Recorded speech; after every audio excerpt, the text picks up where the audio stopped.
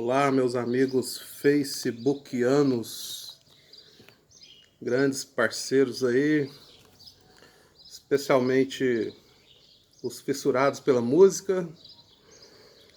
E eu já estava a fim de fazer um vídeo para poder falar sobre as minhas escolhas aí dos discos, né? E eu adorei a provocação do Atos.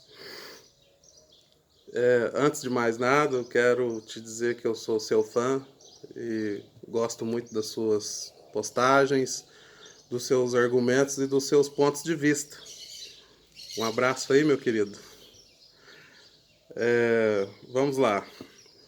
Eu postei uma lista. Eu acho essa lista desgraçadamente pequena. É muito pouco para falar de disco que a gente gosta.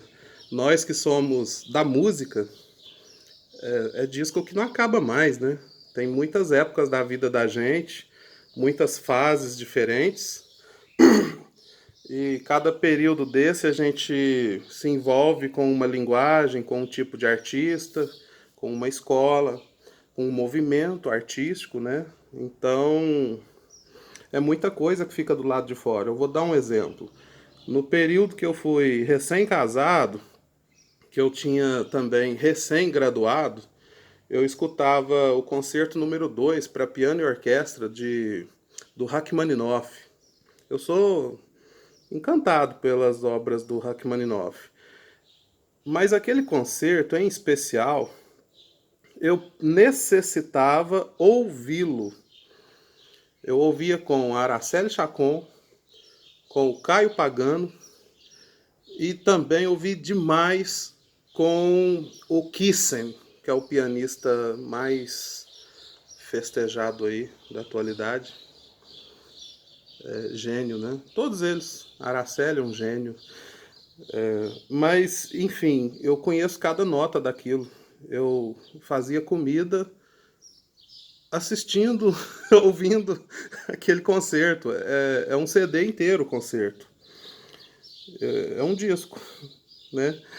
Eu tenho outras peças do Rachmaninoff que eu também passei uma temporada boa da minha vida ouvindo. E ainda ouço, é claro. Quer ver uma outra obra? Todas as suítes para alaúde de violoncelo. Todas. Tem um disco do John Williams.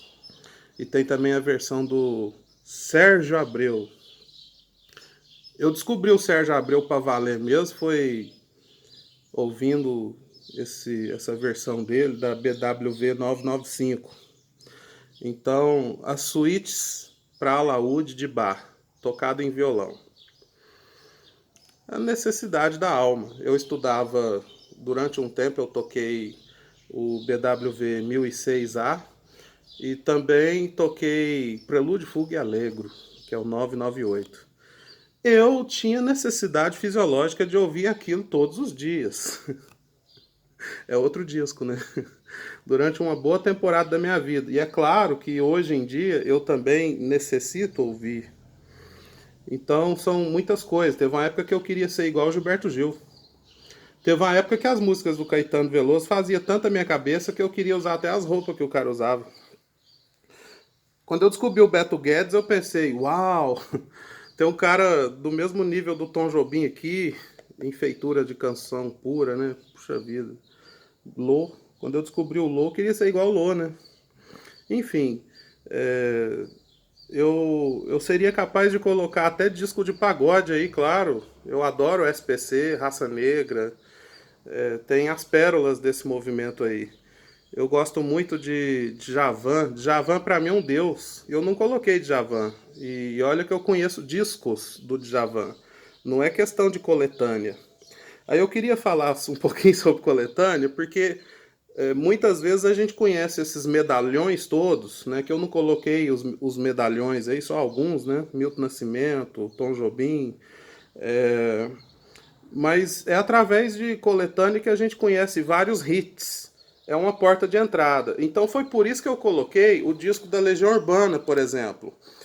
Eu vou contar por que eu coloquei o disco da Legião. Música para Acampamentos é um disco fantástico, sensacional. Aquilo ali é uma coisa. Eu considero que artisticamente é um disco histórico. Para mim, tá entre as pérolas mesmo, coisa que eu gosto. E, assim, eu nunca escondi de ninguém que eu sou legionário, né? Mas é muito especial você conhecer a Legião através daquele disco, que foi o meu caso, de quando você sai do rádio e vai ouvir discos, porque o lance aqui é colocar disco para ouvir, né, neguinho? Então eu me lembro que a minha irmã começou a namorar o Cariton. Foi o primeiro namorado dela, quase o último também. E o Cariton, nós tivemos uma amizade fulminante, nos tornamos irmãos. E durou muito tempo esse namoro. E o Cariton virou gente de casa, virou parente. E a gente conviveu como irmão dentro de casa. E o Cariton é o responsável por me apresentar o rock brasileiro, que eu tive uma identificação absoluta. Foi fantástico aquilo, eu adoro o rock do Brasil. E aí o que aconteceu? Ele chegou, já chegando, com o disco Música para Acampamentos, que ele deu de presente para a namoradinha dele, né? No caso, a minha irmã. E eu ouvi aquilo incansavelmente, fiquei louco por cada faixa do disco. E ele foi colocando um disco atrás do outro na minha mão para eu ouvir. E eu me lembro que ele me ensinou direitinho a ouvir disco. Eu falei assim: ou quais são as músicas que eu ouço desse disco aqui? Onde eu vou primeiro? Ele, não, você coloca lá na primeira faixa, escuta a segunda, a terceira, a quarta, escuta tudo. Aí você escuta o lado B também. Você aprecia tudo que tem aí. É uma obra. Você ouve na íntegra. E não significa que você vai gostar, que vai te dar um prazer absoluto, que você vai entender tudo de uma vez. Você tem que ouvir outras vezes. E com isso eu tive a oportunidade de, através do Cariton, conhecer a discografia de todas as bandas do rock brasileiro. Todas as bandas que emplacaram uma carreira profissional, vamos colocar assim, ó, de Inocentes a Legião Urbana, de Kid Abelha a Paralamas do Zero, banda, aquela banda, Zero. Eu conheci Zero há muito tempo atrás e foi através do Cariton. E foi através dessa prática de escuta de disco. Então eu conheço discos. Kid Abelha, por exemplo, se você não gosta dos hits do Kid Abelha, eu te convido a conhecer a banda, por exemplo. Vai conhecer o disco Tomate, que é uma obra-prima, o disco Tomate. Você vai lá no disco Iê Iê Iê Kid Abelha, de 1992, que tem aquela música lá, Eu Tive um Sonho, tocou na rádio pra caramba, mas vai ouvir em 92, que é um show de arranjo, é um show de produção, a coisa mais linda, a nível de arranjos e tudo, criação de canções, fantástico, aquilo é maravilhoso.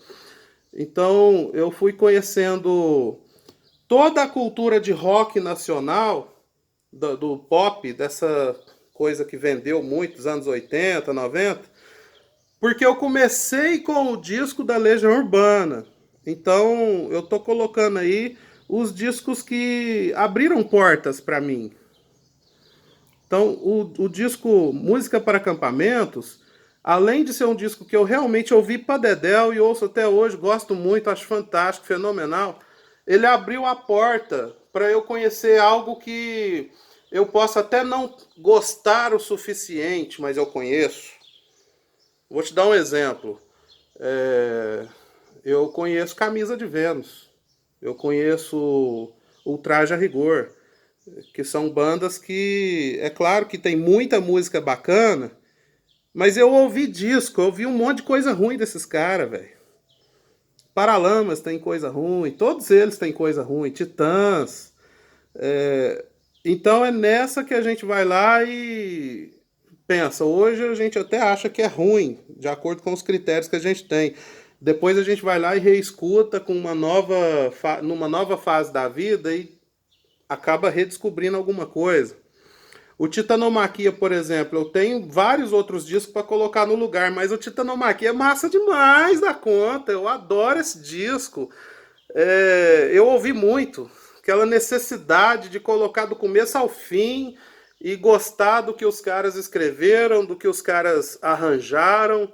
Eu sou fascinado por aquele tipo de músico roqueiro, raiz, que não toca porra nenhuma, mas tem uma criatividade absurda, que é o caso dos caras do Titãs, né?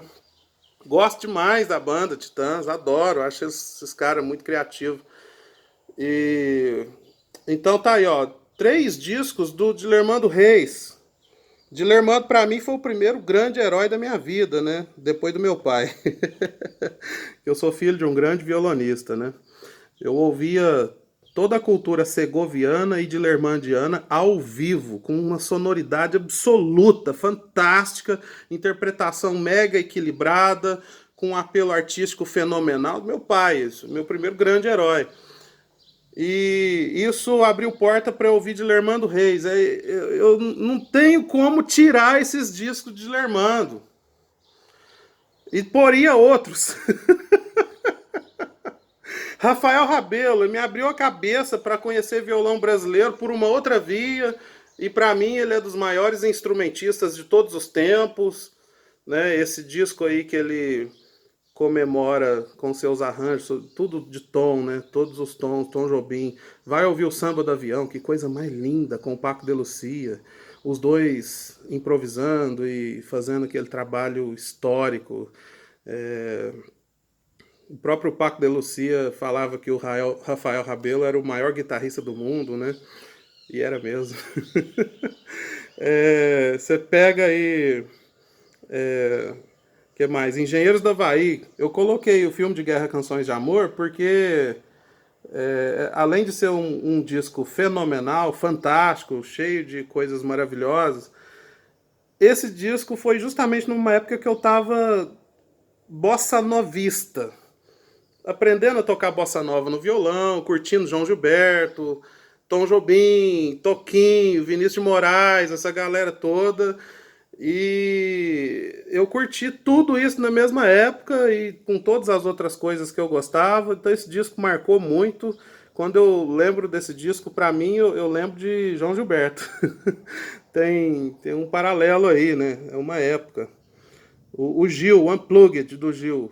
Depois que eu ouvi o Unplugged até não ter mais jeito, que eu ganhei de aniversário, eu fui ouvir os discos, olha que importante. Aí eu ouvi os discos do Gil. Eu comprei disco do Gil. Né? Aí eu fui conhecer um pouco da carreira do Gil, que é imensa, interminável. Beto Guedes, para mim, eu tenho uma vida. Existe um Graciano antes e outro depois de conhecer aquelas maravilhas que o Beto gravou. Foi uma descoberta absoluta, fantástica.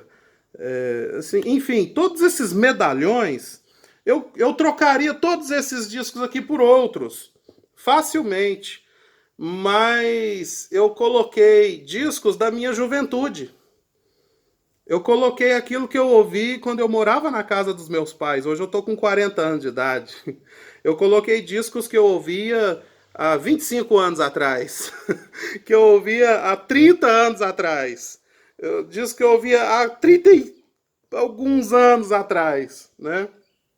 Então, eu fiz questão de colocar. Eu poderia trocar o Rafael Rabelo pela Antologia do Violão, do Paulinho Nogueira, que aquilo é a coisa mais sensacional do planeta, gente. O Rafael mesmo tem outros discos, tem. Então, fica aí o meu comentário.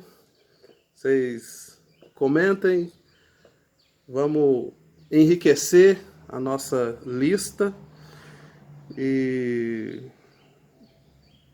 fica aí o meu abraço e o desejo de um domingo maravilhoso, absoluto.